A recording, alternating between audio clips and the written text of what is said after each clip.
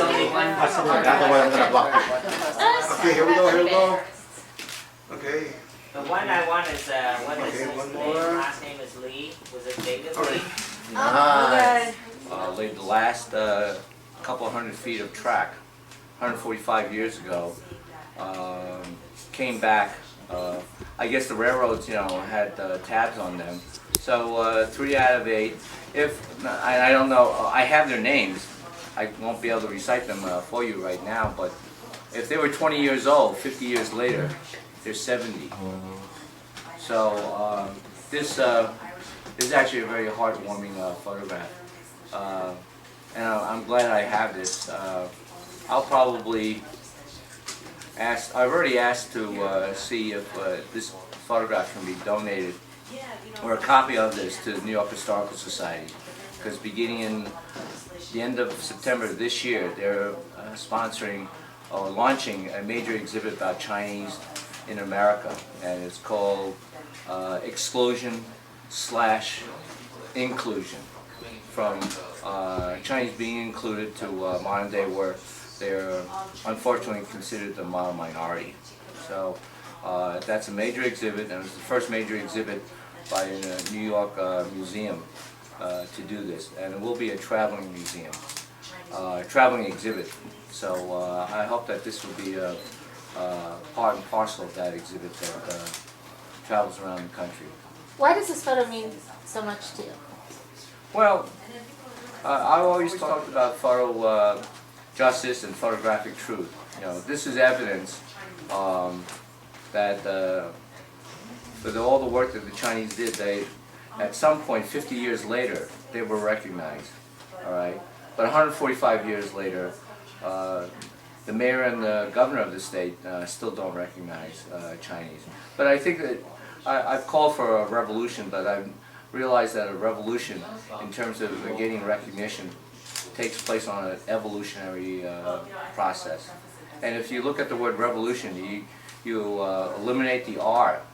What you have is evolution. Okay, cool. Go ahead. Actually, I saw that ladder before anybody else did. And I was looking around for permission to be able to use the ladder. And I actually helped the park ranger open the ladder, Tammy Benson. And then I asked her, can I get on that ladder to take the photograph? And she said, sure, no problem, but we need to take our photograph first. So I think I made sure that somebody was holding on to the ladder, because yesterday it snowed, not snowed, it rained pretty heavily, so the ground was actually relatively soft. So I was conscientious of balance, all right, and I think I took a couple of quick photographs because I wasn't sure whether or not somebody else was going to get up on the ladder, maybe from the Salt Lake City Tribune and so forth. But the only 2 people that had access to that ladder was one, the park ranger. And Okay, what were you thinking though? I wasn't thinking anything. I wanted to make sure that I didn't fall off because I had figured out the exposure, and that basically was it.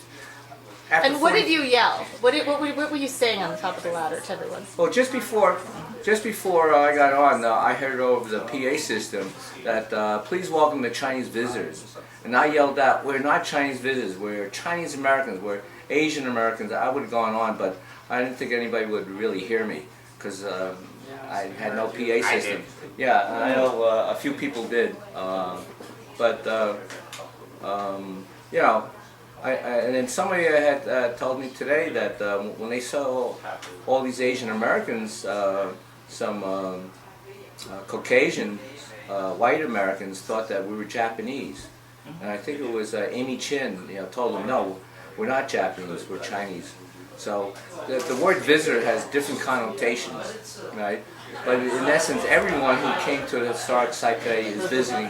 Everybody. And that I think that was really huge for the Chinese community to be the first, and being first to be announced in the program, that we were the first to be announced Instead of everything else. Yeah, and I think this was huge. And I mean, the other thing that was huge is that That was and like Corky said, that was the largest Gathering of group of Chinese. Chinese Americans in Promontory Point since 1869. And I think that was really huge, and that's one of the reasons why we make so much history in the media. And it's really worth it. And to say that, you know, this is a milestone, but it's one of many milestones. It's probably the first step of the And we hope milestone. that the milestone will continue to move forward. The next Beyond generation. this. There was a woman asked me at the Chinese Arch as we're starting to go back to the buses. She asked me if I'm going to come back in 5 years for the 150th anniversary. And I said, as long as I can, I'll come back every year because we had to build momentum up for the 150th anniversary. Because on the 150th anniversary, there's a good possibility that the post office will have a commemorative stamp. They We had will have a commemorative then. Yeah, we because on the 150th anniversary of the Civil War, the post office issued a commemorative stamp. And if this is the first major engineering feat of the United States, it should take the same importance. So, and I also want to applaud the Chinese Americans and the Japanese Americans for having the Chinese Arch renamed Chinese Arch. Previously, it was called the Chinaman's Arch. So it was through their efforts that I found out it took place about 5-6 years ago. But on maps, yeah. But on maps that are printed, it still says the Chinaman's Arch.